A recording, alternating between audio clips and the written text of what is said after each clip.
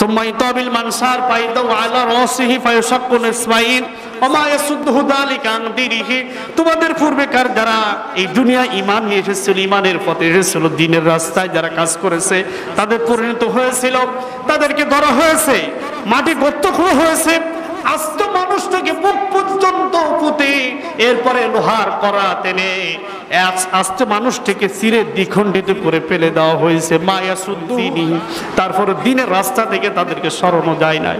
তোমরা এতটুকু কারণে তোমরা অতিষ্ঠ হয়ে গেলে, ধৈর্য ধরো। রাসূলুল্লাহ ভবিষ্যৎবাণী করলেন, ও খাব্বাব ও আম্মার, শোনো, ওয়াল্লাহি লা ইয়াতামিমান্না হাযাল আমর হাত্তা ইয়াসিরা রাকিবা মিন সানাআ ইলা হাযরামাউত লা ইয়াখাফু ইল্লাল্লাহ।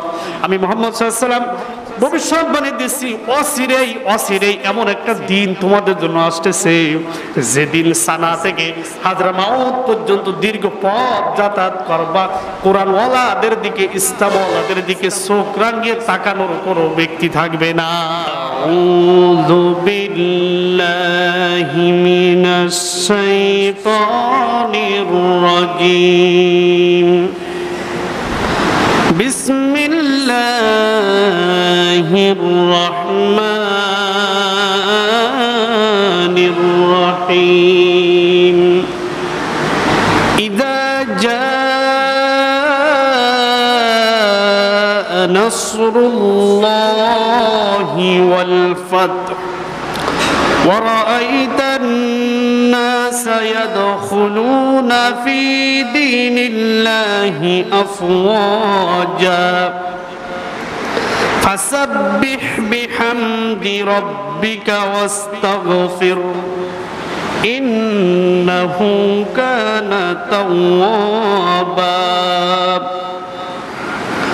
وقال تعالى في شان حبيبه ومخبرا وعامرا إن الله وملائكته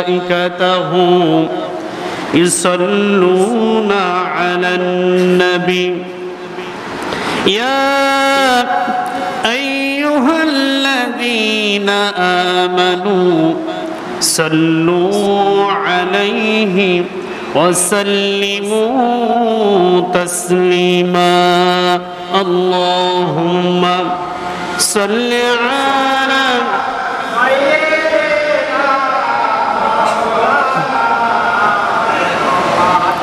وعلى آل سيدنا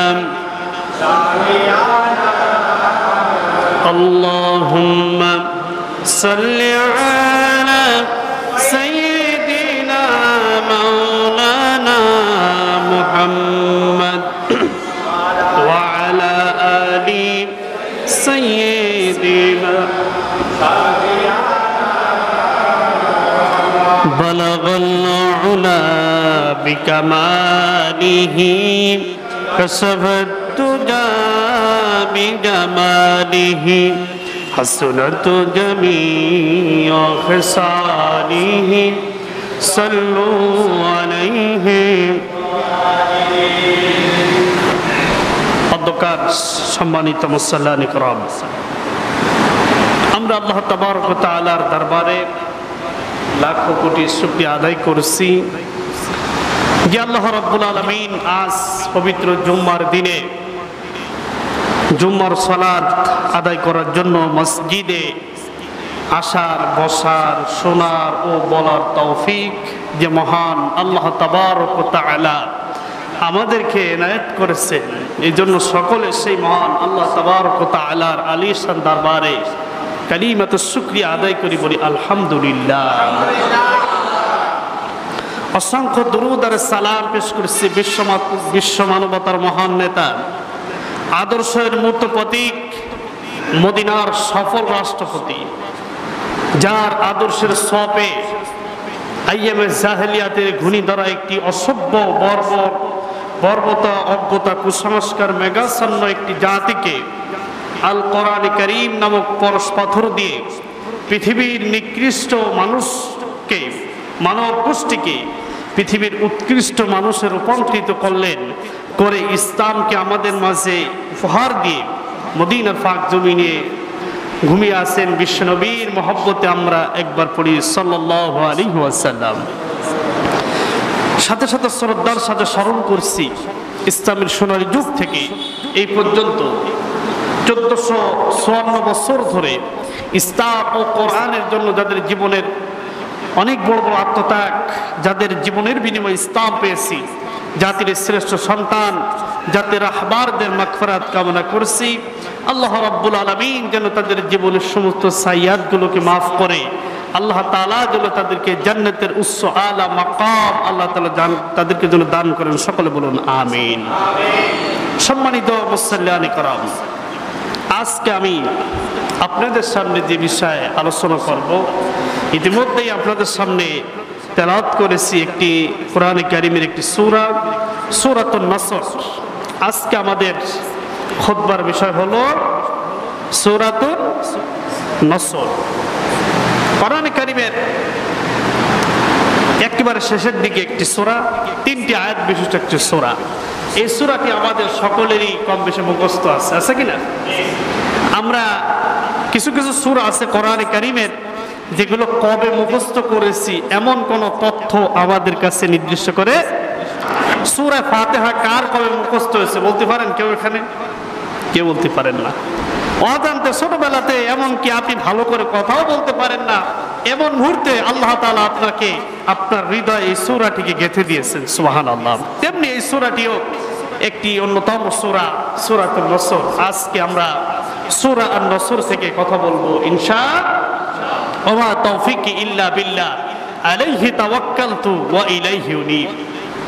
সূরা আন-নসর 3টি আয়াত। এই সূরাটি নাযিল হয়েছিল রাসূলুল্লাহ সাল্লাল্লাহু আলাইহি ওয়াসাল্লামের মদিনায় মাদানী জীবনের একেবারে শেষ দিকে নাযিল হয়েছিল। এই সূরার নামকরণ এই সূরার প্রথম আয়াতে ইদা জাআ নাসরুল্লাহি ওয়াল ফাত,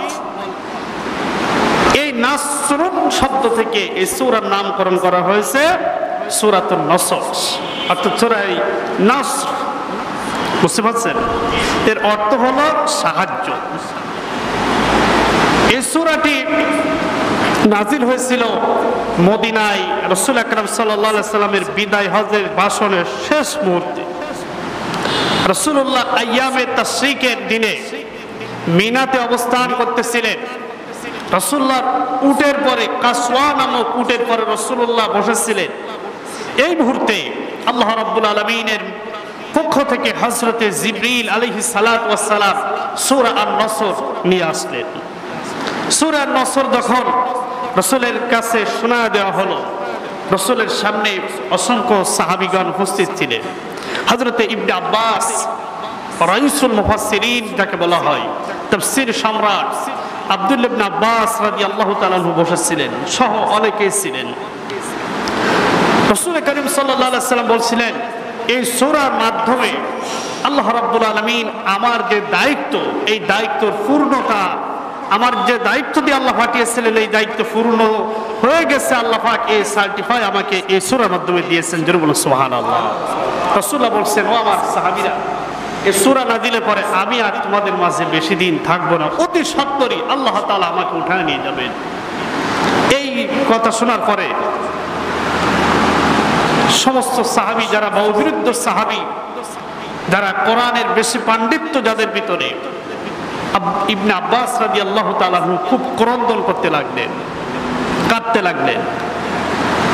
সাহাবীরা জিজ্ঞেস করলেন, আব্বাস কি হয়েছে, তুমি কাঁদো কেন?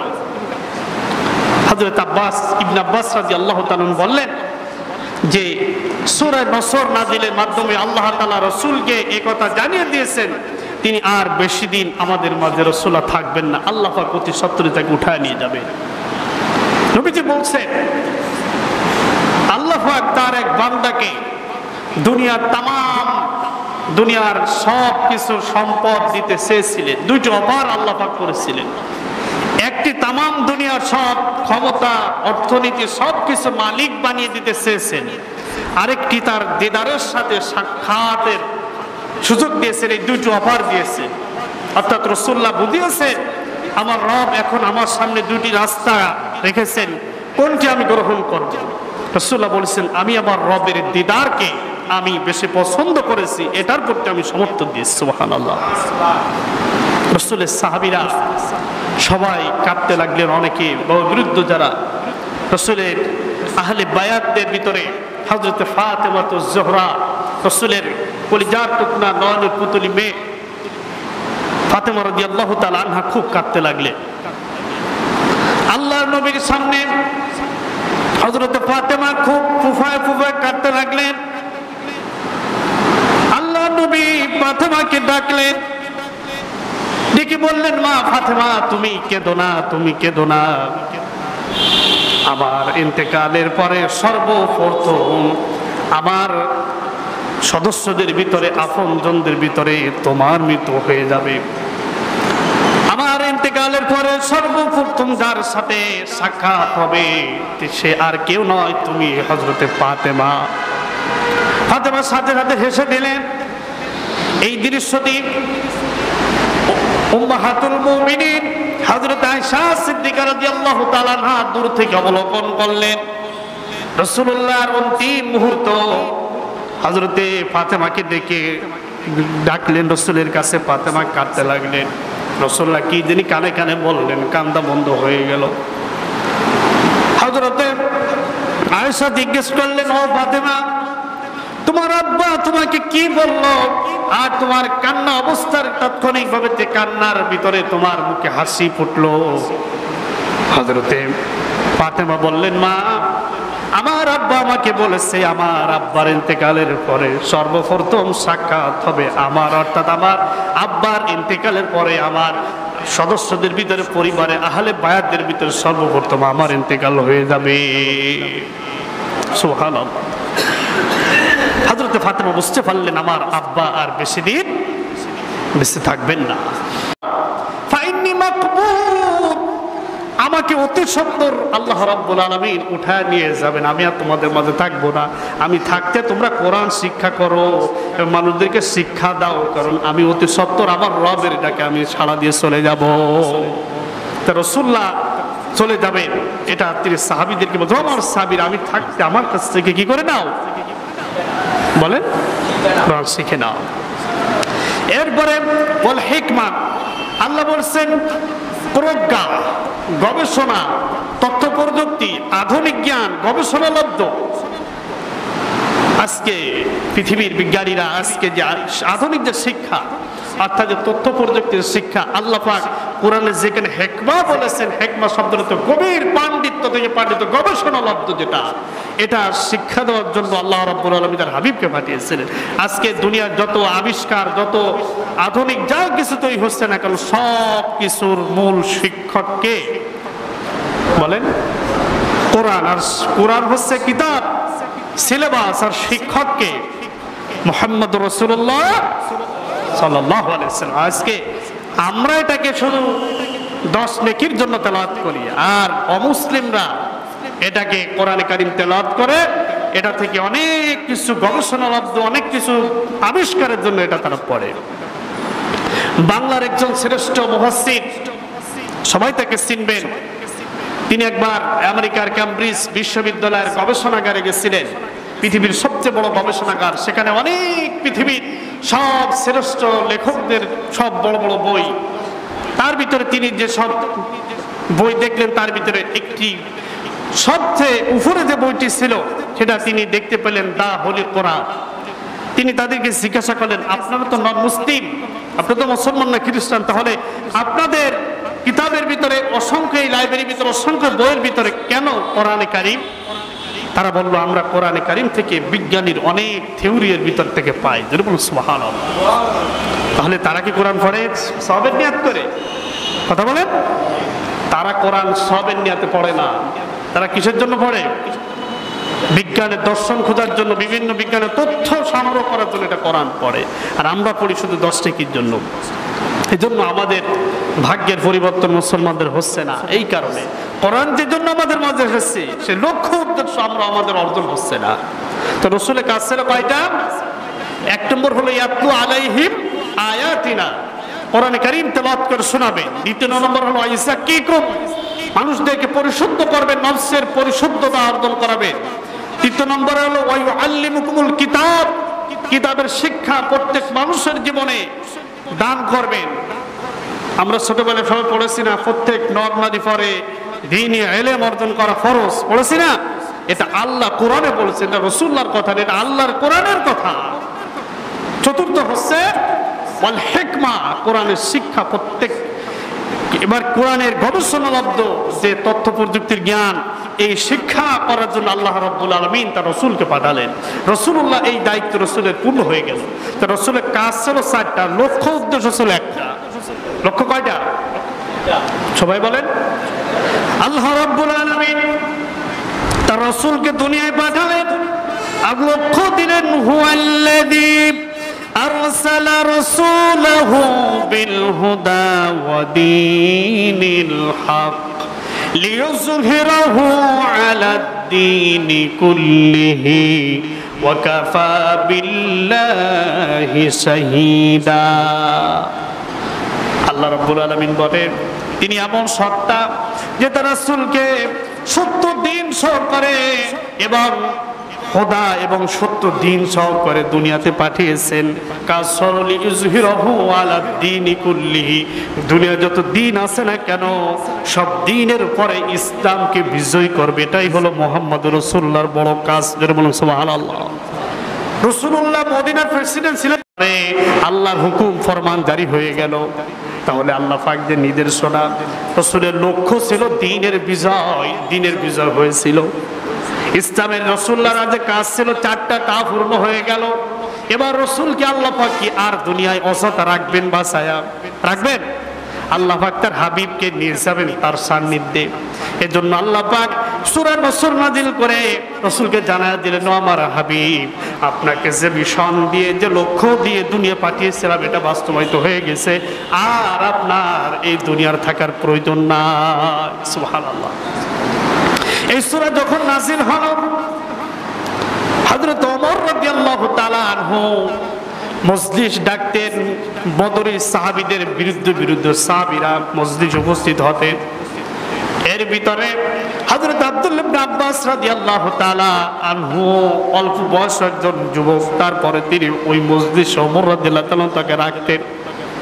এমন সময় অন্যান্য বৃদ্ধ সাহাবীরা, বয়োজ্যেষ্ঠ সাহাবী যারা, তারা বলতো, ও ওমর, আমরা এখানে মুরব্বীরা বসা, বাপ দাদার বয়সী মানুষেরা বসা, আমাদের মাঝখানে ছোট্ট একটা বাচ্চা আসে কেন?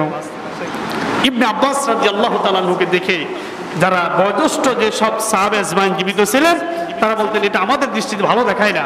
যেখানে বাচ্চা ছাড়া আছে সেখানে মুরব্বীরা কেন আসবে? আসে না এরকম কিছু মানুষ সমাজে আমাদের দৃষ্টিতে? যে ছোট মানুষ, ও বাপ আসুক, ও দাদা আসুক, আমরা বাপ দাদার বয়সে মানুষ, ছোট মানুষ আমাদের গুরুত্বপূর্ণ মজলিসে কেন বসে? ওমর রাদিয়াল্লাহু তাআলা পরীক্ষা করার জন্য এই সূরা নসর নাজিল হওয়ার পরে এই ইবনে আব্বাস যে কেন যে দাওয়াত দেওয়া হয় এটা পরিষ্কার করাবেন। ইবনে আব্বাস রাদিয়াল্লাহু তাআলা আনহুকে দাওয়াত দেওয়া হলো। ওই মজলিসে দাওয়াত দেওয়ার পর ওমর রাদিয়াল্লাহু তাআলা বললেন, সূরা নসর সম্পর্কে 3 জন বৃদ্ধকে বললেন, আপনি কি বুঝেছেন? একজন বলল যে আমি বুঝেছি যখন আল্লাহর সাহায্য আসবে তখন ইসলামের পূর্ণতা লাভ করবে, এটা বুঝেছি। কেউ বললো যে ইসলামের বিজয় যখন হয়ে যাবে তখন আমাদের কাজ হলো আল্লাহর তাসবিহ করা। এরকম করে এক একজন এক একটা মন্তব্য করতেছেন এই সূরা সম্পর্কে। এবার হযরত ওমর ওই অল্প বয়স্ক সাহাবীকে, যুবককে জিজ্ঞেস করলেন, ও আব্দুল্লাহ ইবনে আব্বাস, তুমি কি মনে করেছো এই সূরাটা তোমার কি মনে হয়? তিনি বললেন, আমার মনে হয় আল্লাহ রাব্বুল আলামিন তার হাবিবকে দুনিয়ায় পাঠিয়েছিলেন, তার মিশন শেষ হয়ে গেছে, আল্লাহ অতি সত্বর তাকে উঠায় নিয়ে যাবেন। সুবহানাল্লাহ। এবার ওমর রাদিয়াল্লাহু তাআলা বললেন, এটাই হলো প্রকৃত সত্য কথা। ওমর বললেন, তোমরা যারা বয়স্ক মানুষ, তোমরা যারা বয়সের বার দেখাও, অনেক বড় মাতব্বরি দেখাও, দেখো এই ছোট্ট বাচ্চাটা বলে দিল, কিন্তু তোমরা বলতে পারলে না। রাসূল সাল্লাল্লাহু আলাইহি সাল্লাম একবার উযু করতেছিলেন। উযু করার সময় ইবনে আব্বাস পানির পাত্র নিয়ে, উযুর পানি নিয়ে দাঁড়িয়েছিল। রাসূলের কাছে পানিটি পৌঁছা দিলেন। রাসূলুল্লাহ তার জন্য দোয়া করলেন, আল্লাহুম্মা আতিল হিকমা, আল্লাহুম্মা ফাক্কিহু ফিদ দ্বীন ওয়া ইলমুহু তাওয়িল। রাসূলুল্লাহ এই দোয়া করেছিলেন ইবনে আব্বাস রাদিয়াল্লাহু তাআলার জন্য। আব্বাস রাদিয়াল্লাহু তাআলা এই দোয়ার বরকতে তিনি যুগ শ্রেষ্ঠ মুফাসসির, যাকে তাফসীর সম্রাট রাইসুল মুফাসসিরিন উপাধিতে সাহাবীদের ভিতরে গণ্য করা হতো। সুবহানাল্লাহ। ভাইরা আমার, আল্লাহ রাব্বুল আলামিন বলেন ইদা জাআ নাসরুল্লাহি ওয়াল ফাত। এই সূরা যখন নাজিল হলো, রাসূলুল্লাহ বললেন আমি আর বেশি দিন তোমাদের মাঝে থাকবো না, অতি সত্বরে আল্লাহ আমাকে উঠায় নিয়ে যাবেন। এই সূরা নাজিলের পরে মুসনাদ আহমদের হাদিস, রাসূলুল্লাহ বলেন আমাকে আল্লাহ অতি সত্বরে নিয়ে যাবেন। রাসূলুল্লাহ মাত্র 80 দিন জীবিত ছিলেন। অন্য কিরাতে এসেছে রাসূল কারীম সাল্লাল্লাহু আলাইহি ওয়াসাল্লাম এই সূরা নাজিলের মাত্র 3 মাস জীবিত ছিলেন। কেউ কেউ বলেছেন 50 দিন, কেউ কেউ বলেছেন 2 বছর। গ্রহণযোগ্য মত হলো রাসূলুল্লাহ এই সূরা নাজিলের পরে মাত্র 80 দিন জীবিত ছিলেন। আল্লাহ রাব্বুল আলামিন বলেন ইদা জাআ নাসরুল্লাহি ওয়াল ফাত। যখন জমিনে আল্লাহর সাহায্য আসবে তখনই বিজয় হবে, তখনই। তাহলে আল্লাহর সাহায্য কেমনে আসে? আল্লাহর সাহায্য কি কোনো গাড়িতে আসে, ফাঁকির মতো উড়ে আসে? আল্লাহর সাহায্য, আল্লাহর বিজয়, আল্লাহর নুসরাত আসার মাধ্যমটা কি? এটা হচ্ছে যে সমাজে ইমানদাররা কাফের, মুশরিক, জালিম, পাপিষ্ঠ, মুনাফিকদের হাতে চতুর্দিক থেকে অত্যাচার, নির্যাতিত হতে থাকে, ইসলামের জন্য, দ্বীনের জন্য, কোরআনের জন্য যারা নিষ্পেষিত, নির্যাতিত হতে থাকে, এই মজলুম মানবতা যখন আল্লাহর কাছে অনুপায় হয়ে যখন দোয়া করতে থাকে, আল্লাহ রাব্বুল আলামিন এই মুহূর্তে মজলুমের আর্তনাদের পরে আল্লাহ রাব্বুল আলামিন এই পৃথিবীতে তার নুসরাত, তার সাহায্য নাজিল করেন। জোরে বলুন সুবহানাল্লাহ। আল্লাহ রাব্বুল আলামিন কোরআন কারীমে সূরা বাকারা 214 নম্বর আয়াতে আল্লাহ পাক বলেন আম হাসিবতুম আন তাদখুলুল জান্নাতা ওয়ালাম্মা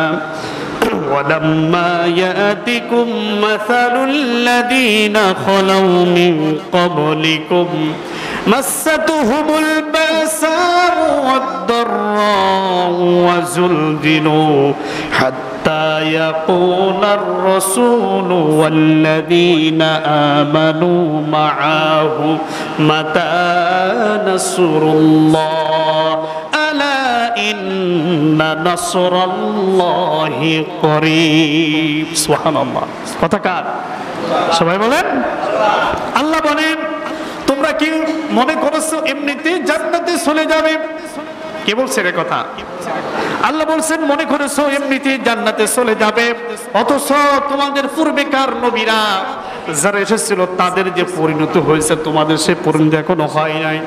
তারা ঈমান আনার কারণে, ঈমানের পথে থাকার কারণে তাদেরকে ধরা হয়েছে, ধরে তাদেরকে নির্যাতন করা হয়েছে, নিষ্পেষিত করা হয়েছে, এমনকি জমিন থরথর করে কেঁপেছে, তারা প্রকম্পিত হয়েছে, তারা একথা বলতে আল্লাহর কাছে বাধ্য হয়েছে মাতা নাসরুল্লাহ, আল্লাহ তোমার সাহায্য আমাদের পর কখন আসবে? আল্লাহ পাক এই মজলুম মানবতার কথা বলে আল্লাহ পাক বলেছেন আলা ইন্না নাসরাল্লাহি করিব। তোমরা যারা নির্যাতিত হচ্ছ, নিষ্পেষিত হচ্ছ ঈমান আনার কারণে, ইসলাম মানার কারণে, ইসলাম প্রতিষ্ঠার জন্য যারা কষ্ট স্বীকার করতেছো, আর বেশি দূরে নয়, আমার সাহায্য তোমাদের কাছে করিব, অতি নিকটে। জোরে বলো সুবহানাল্লাহ। ভাইরা আমার, আল্লাহ পাক তার হাবিবকে সান্ত্বনা দিচ্ছেন ওয়ালাকাদ কুযযিবাত রাসূলুম মিন ক্বাবলিক فصبروا على ما كذبوا وأوذوا حتى آتاهم نصرنا। ও আমার হাবিব মুহাম্মদ সাল্লাল্লাহু আলাইহি ওয়াসাল্লাম, আপনাকে শুধু মিথ্যাবাদী নবী বলা হয়েছে তা শুধু নয়, আপনার পূর্বে যত নবী, যত রাসূল পৃথিবীতে এসেছেন সবাইকে মিথ্যা প্রতিপন্ন করা হয়েছে নবুয়ত দাবি করার কারণে, নবুয়ত কাজ করার কারণে। সুতরাং আলা মা কুযিবু, আপনাকে যে মিথ্যাবাদী বলা হয়েছে এ ব্যাপারে আপনি ধৈর্য ধারণ করুন।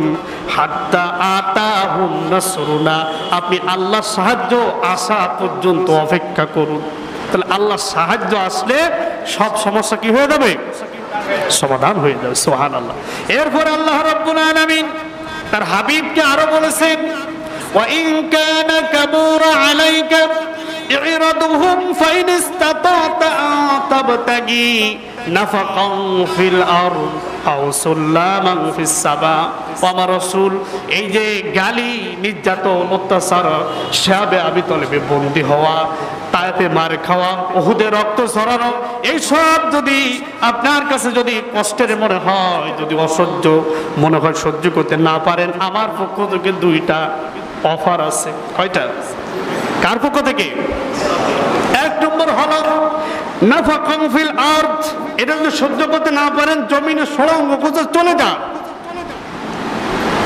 কত বড় কঠিন কথা চিন্তা করেন রাসূলকে বলতে এটা যদি সহ্য করতে না পারেন আপনি তো দ্বীনের রাহবার দ্বীনের প্রতিষ্ঠার জন্য আপনাকে পাঠিয়েছি দ্বীনের প্রসারের জন্য পাঠিয়েছি এটা যদি সহ্য করতে না পারেন তাহলে নাফাকান ফিল আরদ জমিনে এই ঘুমায় করে ডাক কিন্তু জমিনে সড়ঙ্গ খুঁজে জমিনে চলে যান না হলে আকাশে সিঁড়ি লাগে উঠে চলে আসছে সম্ভব এগুলো সম্ভব নয় তার মানে হে রাসূল এই জমিনে থাকতে হলে অত্যাচার নির্যাতন নিষ্পেষিত হতেই হবে তারপরে আমার সাহায্য আপনার নিকট আসবে রাসূলুল্লাহ সাল্লাল্লাহু আলাইহি ওয়াসাল্লাম অত্যাচার নির্যাতন ভোগ করেছেন এক পর্যায়ে আল্লাহ তাআলা তাকে সাহায্য করেছেন কোথায় সেই বদরের মাঠে করেছেন কিনা এটাই আমাদেরকে শিক্ষা দেয় রাসূলুল্লাহ জীবনী থেকে কোরআন থেকে যতটুকু বুঝতে পারি ময়দানে না নামলে নিষ্পেষিত না হয়ে ময়দানে না নামলে আল্লাহ সাহায্য আসে না ঠিক কি না আল্লাহ রাব্বুল আলামিন তার হাবিবকে বদরের মাঠে কাফেরদের সাথে মোকাবেলা করালেন 313 জনের সামান্য ছোট্ট একটা বাহিনী মোকাবেলা করলো 1000 সমকালীন বড় শক্তিশালী বাহিনী আবু জেহেলের সাথে আর ওই সেই 313 জনের বাহিনীটিকে আল্লাহ রাব্বুল আলামিন বদরের মাঠে আসমান থেকে 1000 ফেরেশতা দিয়ে আল্লাহ পাক সাহায্য করে ইসলামের সুমহান বিজয় দান করলেন আর কাফেরদেরকে চিরদিনের জন্য নাস্তানাবুদ করে দিলেন লিহুক্কুল হক ওয়া ইবতিল বাতিল ওয়ালাউ কারিহাল মুজরিমুন আল্লাহ বলেন সত্যকে সত্য রূপে দুনিয়ার মানুষের সামনে প্রতিষ্ঠা করেছি আর মিথ্যাকে মানুষের সামনে মিথ্যা হিসেবে একই চিরদিনের জন্য একেবারে নিশ্চিহ্ন করে দিয়েছি সুবহানাল্লাহ তাহলে সাহায্য আসে কখন মুসলিম হয়ে যখন আল্লাহর কাছে দোয়া করা হয় হে আল্লাহ আর তো পারি না দেয়ালে পা ঠেকে গেছে পিঠ যখন ঠেকে যায় তখন আল্লাহ রাব্বুল আলামিন বলেন আমার পক্ষ থেকে তখন সাহায্য এসে যায় ভাইরা আমার নবীর সাহাবীরা খাব্বাব এবং আম্মার রাদিয়াল্লাহু তাআলা আনহু একবার রাসূলের কাছে তাদের অত্যাচার নির্যাতনের বর্ণনা দিতে গিয়ে রাসূলের কাছে আসবেন হাদিসের রিওয়ায়াত আন খাব্বাব বিন আরাত রাদিয়াল্লাহু তাআলা আনহু ক্বালা শাকাউনা ইলা রাসূলিল্লাহি সাল্লাল্লাহু আলাইহি ওয়াসাল্লাম ওয়া হুয়া মুতাওয়াসসিদুন বুরদাতুল্লাহু ফি জিলিল কাবা ফাকুলনা আলা তাস্তানসিরু লানা আলা তাদউ লানা ইয়া রাসূলুল্লাহ আল্লাহ নবী একবার কাবার দেয়ালে আসরের নামাজের পরে হেলান দিয়ে বসে একটু আরাম করতেছিলেন এমন সময় হযরত খাব্বাব আর হযরত আম্মার আসলেন এসে বললেন ইয়া রাসূলুল্লাহ আর কত মার খাবো মার খেতে খেতে তো শেষ হয়ে গেলাম আপনি কি আমাদের জন্য আল্লাহর কাছে আল্লাহ তাস্তানসিরু লানা আল্লাহর কাছে কি সাহায্য চাবেন না আল্লাহ তাদউ লানা আমাদের জন্য আল্লাহর কাছে একটু দোয়া করবেন না আর কত মার খাবো কারা বলতেছে খাব্বাব এবং আম্মার আল্লাহ নবী সেখান থেকে উঠে বসলেন রাগান্বিত চেহারায় বললেন ও খাব্বাব শোনো তোমাদের উপর কি নির্যাতন করা হয়েছে রাসূলুল্লাহ বললেন সুম্মা ইউতাবিল মানসার তোমাদের পূর্বে কার যারা পৃথিবীতে এসেছে তাদের কি পরিণত হয়েছে সুম্মা ইউতাবিল মানসার ফাইদাউ আলা রাসিহি ফায়ুশাক্কু ইসমাঈল ওমা ইয়াসুদ্দুহু যালিকা আন দীনিহি তোমাদের পূর্বে কার যারা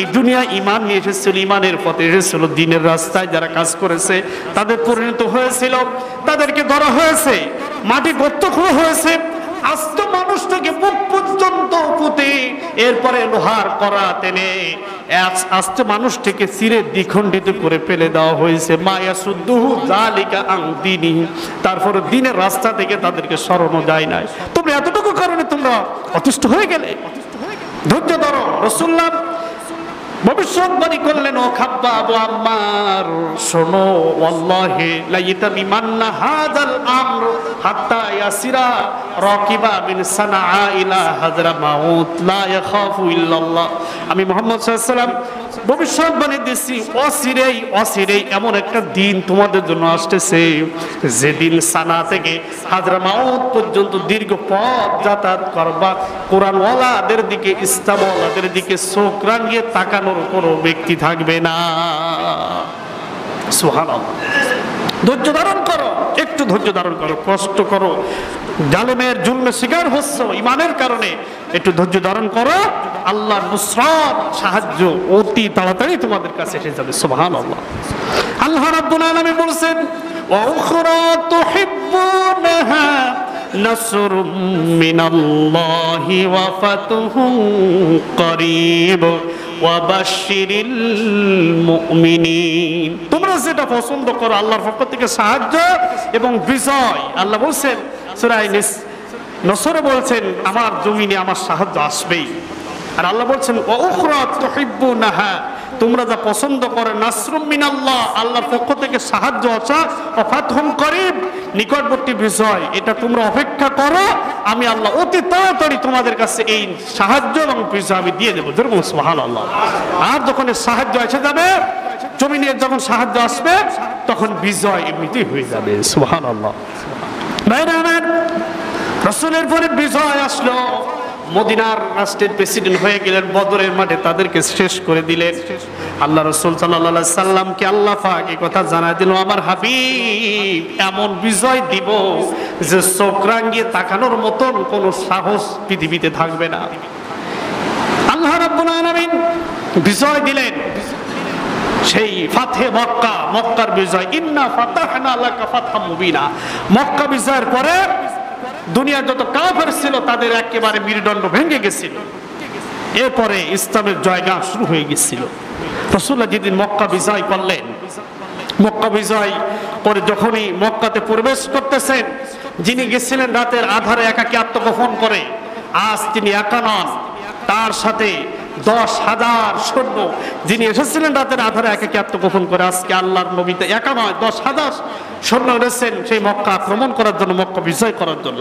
রাসূলুল্লাহ মক্কার উপকণ্ঠে অবস্থান করলেন রাত্রিবেলায়। মক্কার নেতৃত্ব দিচ্ছে আবু সুফিয়ান। আবু সুফিয়ান গোয়েন্দা বিভাগ পাঠিয়েছে, দেখো তো আমার ভাতিজা মুহাম্মদ এসেছে মক্কা বিজয় করতে, মক্কা দখল করতে, কত লোক নিয়ে এসেছে। আবু সুফিয়ান যে গোয়েন্দা বিভাগকে রাত্রে পাঠালো, যে এসে দেখলো যে রাত্রে যে সুলা ছাড়া কোনো কথা নেই। রাসূলুল্লাহ সাল্লাল্লাহু আলাইহি সাল্লাম বলছেন আল হারবু খদা, যুদ্ধ একটা কৌশল। সাহাবীদেরকে নির্দেশ দিলেন সুলা বানাবা বেশি। মরুভূমিতে যদি লোক হয় 10,000, তো মনে করেন যে 50,000 সুলা তৈরি করেছে। তো এবার আবু সুফিয়ানের গোয়েন্দা বিভাগ এসে দেখতেছে মরুভূমিতে সুলা ছাড়া কোনো কথা নাই, তাহলে লোক কত হবে চিন্তা করে দেখো। সুবহানাল্লাহ। আবু সুফিয়ানের লোক চলে গেল আবু সুফিয়ানের কাছে, যে বলল যে লোক কতটা বলে গোনা মুশকিল, এত সুলাটা গুনিয়ে মাথা তো মাথা যেতে পারি, তাহলে লোক কতবার চিন্তা করে দেখো। আর একজনকে পাঠিয়েছে ফজরের নামাজের একটু পূর্বে। এই সময় রাসূলুল্লাহ বলছেন যে বাথরুম বানাবা কম, যে দেখে একা এক বাথরুমের সামনে বিশাল লম্বা লম্বা লাইন। আবু সুফিয়ানের গোয়েন্দা বিভাগের লোকের এসে বলতেছে যে বাথরুমের সামনে এত লম্বা লাইন, তাহলে তাঁবুর ভিতরে লোক কত আছে। বলুন সুবহানাল্লাহ। আবু সুফিয়ান নিজেই আসলো, আসার পরে আবু সুফিয়ান নিজে গ্রেফতার হয়ে গেল। রাসূলুল্লাহ সহানুভূতি হৃদ্রতা দেখে, এত দুশ্মনী করার কারণে রাসূল সাল্লাল্লাহু আলাইহি ওয়াসাল্লাম বলছিল যে আজকে তোমাকে মাফ করে দিলাম। সুবহানাল্লাহ। বিজয় হয়ে গেল মক্কা। আজকে রাসূল সাল্লাল্লাহু আলাইহি ওয়াসাল্লাম বলছেন ইচ্ছা করলে তোমাকে হত্যা করতে পারি, কিন্তু তোমাকে করব না। আবু সুফিয়ানের সহানুভূতি দেখে আবু সুফিয়ান কালেমা পড়ে নিলেন, লা ইলাহা ইল্লাল্লাহু মুহাম্মাদুর রাসূলুল্লাহ। রাসূলুল্লাহ ঘোষণা দিয়ে দিলেন 7 জন ব্যক্তিকে যেথায় পাবা সেটাই হত্যা করবা। আর যারা 3 জায়গায় যারা অবস্থান করবে তারা মুক্তি পাবে। এক, আবু সুফিয়ানের ঘরে যারা অবস্থান করবে তারা মুক্তি পাবে। কাবা শরীফের ভিতরে যারা অবস্থান করবে তারা মুক্তি পাবে। এরকম করে রাসূলুল্লাহ সাল্লাল্লাহু আলাইহি ওয়াসাল্লাম নির্দেশ দিয়ে দিলেন। আবু সুফিয়ান মুসলমান হয়ে গেল। এই ঘটনা চতুর্দিকে ছড়ায় গেল। রাসূলুল্লাহ সাল্লাল্লাহু আলাইহি ওয়াসাল্লাম মক্কাতে প্রবেশ করলেন।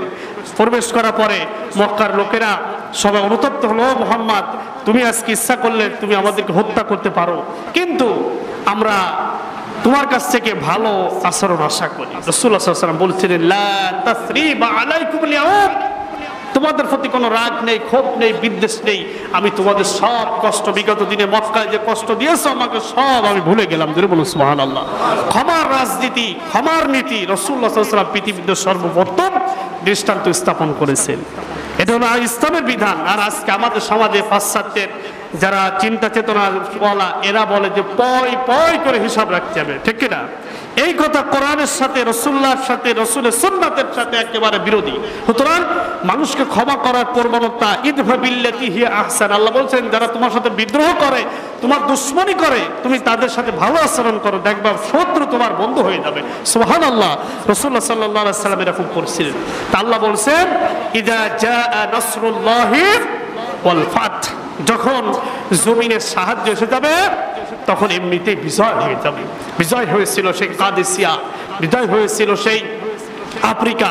আল্লাহ সাহায্য আসলে সে মহাসমুদ্র পাড়ি দিয়ে ওপার গিয়েও ইসলামের সুমহান বিজয় মুসলমানরা ছিনিয়ে নিয়েছেন। কারণ সাহায্য ছিল কার? আল্লাহ। এখনো পর্যন্ত এই জমিনে যদি বিজয় অর্জন করতে, ইসলামের বিজয়, আল্লাহ সাহায্য ছাড়া এই জমিনে আল্লাহর বিজয় আসবে না। এজন্য আল্লাহ সাহায্যের জন্য অপেক্ষা করতে হবে। সাহায্য পাওয়ার মতন ব্যক্তি হিসেবে আমাদেরকে তৈরি করতে হবে। আপনি যদি পাত্র যদি না থাকে আপনার কাছে, তাহলে চাইবেন কেমনি? এজন্য আপনাকে সেই ধরনের কোয়ালিটি অর্জন করতে হবে। আল্লাহ পাক বলছেন ওয়ারাইতান নাস ইয়াদখুলুনা ফি দীনিল্লাহি আফওয়াজা, দিন যখন বিজয় হয়ে যাবে দেখবেন যাকে যাকে দলে দলে লোকেরা প্রবেশ করতেছে। হে রাসূল, তখন আপনার কাজ কি? ফাসাব্বিহ বিহামদি রাব্বিকা ওয়াস্তাগফির। আপনার তখন কাজ হলো আপনার রবের প্রশংসা করা, রবের হামদ করা, রবের গুণকীর্তন করা। হযরত আয়েশা সিদ্দিকা রাদিয়াল্লাহু তাআলা আনহা বলেছেন, এই আয়াত নাযিল হওয়ার পরে আমি রাসূলকে দেখেছি, রাসূলুল্লাহর জীবনের সব কিছু পরিবর্তন। রাসূল এতদিন ছিলেন বিপ্লবিক চিন্তা চেতনা লালন করতেন, কোথায় যুদ্ধ করতে হবে, কোথায় আক্রমণ করতে হবে, এই ধরনের চিন্তা চেতনা সবসময় লালন করতেন। সূরা নসর নাযিল হওয়ার পর রাসূলুল্লাহ সবসময় মসজিদের ভিতরে অবস্থান করতেন, সবসময় জিকির আজকার করতেন, জিকির করতেন সুবহানাকা আল্লাহুম্মা ওয়া বিহামদিকা আস্তাগফিরুল্লাহ ওয়া আতুবু ইলাইহি। এই ধরনের বিভিন্ন যে মাসনুন দোয়াগুলো আছে রাসূলুল্লাহ সাল্লাল্লাহু আলাইহি ওয়াসাল্লাম করতেন। তা রাসূলুল্লাহ সাল্লাল্লাহু আলাইহি ওয়াসাল্লাম দোয়া করতেন, ইসলাম বিজয়ী হওয়ার পরেই মসজিদে গিয়ে সুবহানাল্লাহ আলহামদুলিল্লাহ জপতেন। আর আমরা ইসলাম বিজয় হয়ে পারিনি জমিনে, আমরা সুবহানাল্লাহ আলহামদুলিল্লাহ গুনি, ঠিক না? তাহলে সুবহানাল্লাহ আলহামদুলিল্লাহ কখন জপতে হবে? ইসলাম সমাজে বিজয়ী হওয়ার পরে। রাসূলুল্লাহ তাই করেছে। এর আগেই করতে হবে। বিপ্লবিক চিন্তা চেতনা লালন করে মুহাম্মদ সাল্লাল্লাহু আলাইহি ওয়াসাল্লাম চলতেন। ইসলাম প্রতিষ্ঠা হয়ে গেল, ঘরে সব মানুষ শান্তি ফিরে পেল, সবার অধিকার ফিরে পেল। তখন তিনি আল্লাহ তাআলা নির্দেশ দিলেন, ফাসাব্বিহ বিহামদি রাব্বিকা ওয়াস্তাগফির। হে রাসূল, আপনি আপনার রবের হামদ করুন, তাসবিহ করুন, ওয়াস্তাগফিরু। আপনি এই যে মহান দায়িত্ব পালন করতে যদি কোনো ত্রুটি বিচ্যুতি হয়ে থাকে, আপনি আপনার রবের কাছে সবাই মিলে ইস্তেগফার করুন, ক্ষমা প্রার্থনা করুন। ইন্নাহু কানা তাওয়াবা, নিশ্চয়ই তিনি হচ্ছেন তওবা কবুলকারী। জোরে বলুন সুবহানাল্লাহ। সম্মানিত হাজিরিন, এই সূরা নিসা, এই সূরা নসর থেকে যে শিক্ষাগুলো আমাদের জীবনে আল্লাহ তাআলা যেন আমাদের বাস্তব জীবনে সে শিক্ষাগুলো অর্জন করে আমরা যেন প্রকৃত আল্লাহ সেই রাসূলুল্লাহ সাল্লাল্লাহু আলাইহি সাল্লাম তার ইন্তেকাল হয়ে গেল। আল্লাহ রাব্বুল আলামিন সূরা নসর নাযিল করে রাসূলের দায়িত্বের পূর্ণতা এটা বোঝায় দিলেন। আল্লাহ পাক বলেন, ইদা জাআ নাসরুল্লাহি ওয়াল ফাত। ও নবী, যখন জমিনে আল্লাহর সাহায্য এসে যাবে তখনই দেখবেন আল্লাহর বিজয় তাৎক্ষণিকভাবে জমিনে হয়ে যাবে। ওয়ারাআইতান নাসা ইয়াদখুলুনা ফি দীনিল্লাহি আফওয়াজা। আপনি দেখবেন তো ওই মুহূর্তে লোকেরা দলে দলে সাকে সাকে দলে দলে ইসলামের ভিতরে দীক্ষিত হচ্ছে। সুবহানাল্লাহ। সুতরাং ওই মুহূর্তে আপনার কাজ হবে কি? ফাসাব্বিহ বিহামদি রাব্বিকা ওয়াস্তাগফির ইন্নাহু কানা তাওয়াবা। এই মুহূর্তে আপনার কাজ হবে আপনি আপনার রবের হামদ, মহিমা, প্রশংসা সহকারে আপনার রবের কাছে ইস্তেগফার করুন, ক্ষমা প্রার্থনা করুন। নিশ্চয়ই তিনি তওবা কবুলকারী। সুবহানাল্লাহ। আল্লাহ জানা দিলেন, যখন দেখবেন ঝাঁকে ঝাঁকে দলে দলে লোকজন ইসলামের ভিতরে প্রবেশ করতেছে, এই মুহূর্তে বুঝবেন যে আপনার দায়িত্বের পূর্ণতা আপনার হয়ে গেছে। রাসূলুল্লাহ বুঝে ফেললেন আমার দায়িত্বের পূর্ণতা, আল্লাহ যা দিয়েছিল আমার সব পূর্ণ হয়ে গেছে। আর রসুলের দায়িত্ব যা পালন হয়ে গেলে আর কি রসুলকে আল্লাহ অযথা এই দুনিয়া রাখবেন? রাখবেন না। রসুলের দায়িত্ব কি ছিল?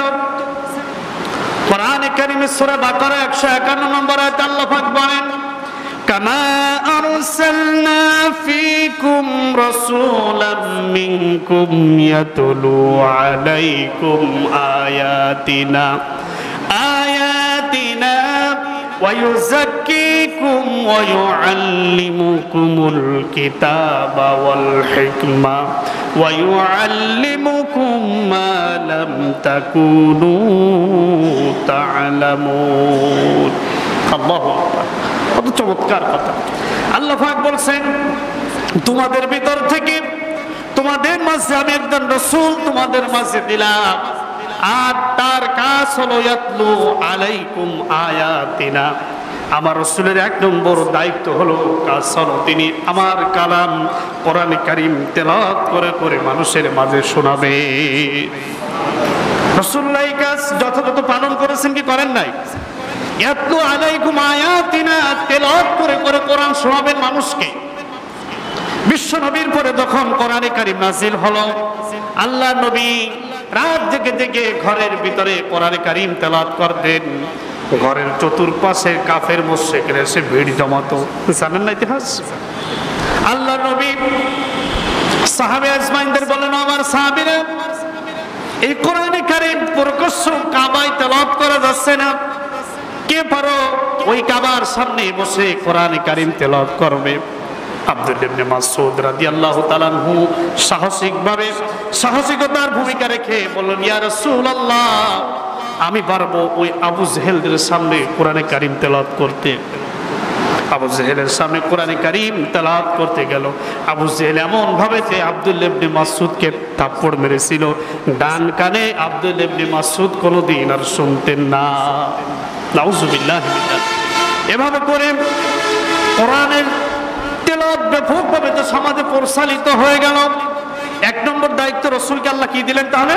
ইয়াতলু আলাইকুম আয়াতিনা, হে আমার রাসূল এই কোরআনে কারীম আপনার উপর নাযিল করেছি, এটা আপনি তেলাওয়াত করে করে সব মানুষকে আপনি শোনাবেন। তেলাওয়াতের অর্থ 5টা। কয়টা? এক নম্বরে সহি করে তেলাওয়াত করা, দ্বিতীয় নম্বর অর্থ বুঝে কোরআনে কারীম পড়া তেলাওয়াত করা, তৃতীয় নম্বর যতটুকু বুঝতাম ওটা আমার জীবনে পালন করা, চতুর্থ হলো আমি যতটুকু বুঝলাম মানলাম অপর ভাইকে এই দিনের দাওয়াত পৌঁছা দেওয়া, পঞ্চম নম্বর হলো যেটা মানলাম আরেকজনকে মানালাম, ওই আইনটা রাষ্ট্রীয়ভাবে কায়েম করা, এজন্য চেষ্টা করা। এই হলো তেলাওয়াতের 5টা নিয়ম। একে বলা হয় তেলাওয়াত। আর আমরা যে তেলাওয়াত করি এই তেলাওয়াত কোরআন, এজন্য আমাদের তেলাওয়াতের জন্য কোরআন আসে নাই। পৃথিবীতে কোনো বই আছে এমন কোনো বই নাই যে মানুষ এটা না বুঝে পড়ে। একমাত্র মানবতার মুক্তির সনদ মহাগ্রন্থ আল কোরআন পড়ে মানুষ না বুঝে, ঠিক না? তারপর আল্লাহর কিতাবের হাকিকত হিসেবে আল্লাহ এত মাহাত্ম্য দিয়েছেন, বুঝে পড়লে তো অনেক নেকি, আর যদি না বুঝেও কেউ পড়ে তাও 10 নেকি। যেটা বলে সুবহানাল্লাহ, এত বরকতময় কিতাব। এক নম্বর কাজ রাসূলকে আল্লাহ দিলেন ইয়াতলু আলাইকুম আয়াতিনা, কোরআনে কারীম তেলাওয়াত করে করে শোনাবে। আর এই কোরআনে কারীম শুনলে কি হয়? আল্লাহ বলেছেন, ওয়াইদা তুলিয়াত আলাইহিম আয়াতুহু যাদাতুহুম ঈমান। এই তেলাওয়াত যখন মানুষের সামনে করা হয়, মানুষের ঈমান তখন বৃদ্ধি পায়, ঈমান চাঙ্গা হয়। সুবহানাল্লাহ। এই কোরআন এমন একখানা কিতাব যে মানুষের সামনে তেলাওয়াত করলে সাথে সাথে মানুষের ঈমান বৃদ্ধি পায়। মুমিনদের সামনে কোরআন পড়লে মুমিনদের ঈমান বাড়ে, ঠিক না? আমাদের সামনে এখন যে কোরআনে কারীমের আলোচনা হচ্ছে, এতে আমাদের ঈমানের অবস্থা কি হচ্ছে? সবাই বলে বাড়তেছে। মুনাফিকদের সামনে কোরআনে কারীম যখন তেলাওয়াত করা হয়, আল্লাহ পাক বলেন, وَإِذَا قِيلَ لَهُمْ تَعَالَوْا إِلَى مَا أَنزَلَ اللَّهُ وَإِلَى الرَّسُولِ রাআইতাল মুনাফিকিনা ইয়াসুদ্দুনা আনকা সুদুদা। ও নবী, যখন তাদের সামনে কোরআনে কারীম তেলাওয়াত করা হয় আর বলা হয় আসো আল্লাহ দা নাজিল করেছেন, রাসূলুল্লাহ যে নীতি অনুসরণ করেছেন এটা আমরা মেনে নিই। আল্লাহ বলছেন রাআইতাল মুনাফিকিনা, ও আমার হাবিব, ও নবী, আপনি দেখবেন মুনাফিকরা বিভিন্ন অজুহাত দিয়ে বিভিন্ন অজুহাত খাড়া করে আপনার সামনে থেকে পাশ কাটে চলে যায়, ওরা কোরআনে কারীম মানে না। এটাই হলো কাদের বৈশিষ্ট্য? মুনাফিকরা। আর কাফেররা ওই কোরআন শোনে, রাসূলের সামনে মুমিনরা কোরআন শুনেছে, কোরআন শুনে তাদের ঈমান বৃদ্ধি পেয়েছে। সুবহানাল্লাহ। মুনাফিক যারা এরা কোরআন শুনেছে, এক দাঁতে শুনেছে, ওরা অন্য রাস্তা দিয়ে ওরা কুফরি করেছে, গোপনে গোপনে এর বিরোধিতা করেছে। আল্লাহ পাক আর এক রাসূলের কণ্ঠে কোরআন শুনেছে, আর এক শ্রেণীর মানুষ হলো ওরা কাফের। ওরা কি বলেন? কাফের। আল্লাহ পাক তাদের বৈশিষ্ট্য বর্ণনা করেছেন সূরা হজ 72 নম্বর আয়াত, ওয়াইদা তুতলা আলাইহিম আয়াতুনা বাইয়িনাতিন তা'রিফু ফি উজুহিল্লাযীনা কাফারুল মুনকার ইয়াকাদুনা ইয়াসতুনা বিল্লাযীনা ইয়াতলুনা আলাইহিম আয়াতিনা। আল্লাহ বলেন কাফেরদের সামনে যখন কোরআনে কারীম তেলাওয়াত করা হয়, ও আমার রাসূল আপনি দেখবেন তারিফু, তাদের দিকে লক্ষ্য করবেন, উজুহিল্লাযীনা কাফারুল মুনকার, কাফেরদের চেহারা কোরআনে কারীম যখন বর্ণনা করা হয় তাদের সামনে দেখবেন চেহারাগুলো মলিন হয়ে যাবে, কালো হয়ে যাবে। কি হয়ে যাবে বলেন? কালো হয়ে যাবে, গুসায় তারা ফেটে পড়বে। ইয়াকাদুনা ইয়াসতুনা বিল্লাযীনা ইয়াতলুনা আলাইহিম আয়াতিনা, যে হুজুর যে মুফাসসির যে কারি কোরআনে কারীম তেলাওয়াত করে করে বর্ণনা করে করে যাদের সামনে শোনাবেন, অন্তরে যাদের রোগ আছে, কুফরির রোগ, আল্লাহ বলছেন ওই আলেমকে, ওই মুফাসসিরকে, ওই হুজুরকে, ওই কারিকে তারা ষড়যন্ত্র করে মারার জন্য নানান কৌশল অবলম্বন করে। ধরে বলো নাউজুবিল্লাহ। এই বৈশিষ্ট্য কাদের? কাফেরদের। তো রাসূলের দায়িত্ব কয়টা ছিল? সবাই বলেন। এক নম্বর দায়িত্ব হলো ইয়াতলু আলাইহিম আয়াতিনা, আমার কোরআনে কারীম তেলাওয়াত করে করে শোনাবেন। রাসূলুল্লাহ শোনাইতেন কি শোনান নাই? কথা বলেন, শোনাইছেন কিনা? দ্বিতীয় কাজ করেছেন ওয়ায়ুযাক্কিকুম, মানুষদেরকে পরিশুদ্ধ করেছেন। পরিশুদ্ধ তাজকিয়া নফস, যেটা রাসূলুল্লাহর কাজ ছিল মানুষদেরকে জাহেলিয়াতের নিয়ম নীতি আদর্শ অনুকরণ করার কারণে ওদের নফস মরে গেছে। এই মরা নফসকে জিন্দা করার জন্য আল্লাহ কি দিলেন? কোরআন। রাসূলের কাজ ছিল মরা নফসকে জিন্দা করা। আমাদের নফস অনেকেরই মরে গেছে। আমি মাঝে এক জমায় কলব মরে যায় কি কারণে, এসব কিছু তথ্য কোরআনে কারীম থেকে আপনাদের সামনে উপস্থাপন করেছিলাম। মানুষের এক নম্বর কলব মরে যায় 10টা কারণ। ইব্রাহিম ইবনুল আদহাম বলখ শহরের উপর অতিক্রম করেছিলেন। বলখের লোকেরা জিজ্ঞেস করেছিলেন, ইব্রাহিম ইবনুল আদহাম, আমরা আল্লাহর কাছে দোয়া করি, আল্লাহর ইবাদত করি, কোনো দোয়া কোনো ইবাদত কবুল হয় না, কারণটা কি? ইব্রাহিম ইবনুল আদহাম বলেছিলেন, মাতাত কুলুবুকুম বিআশিয়াতা আসিয়া।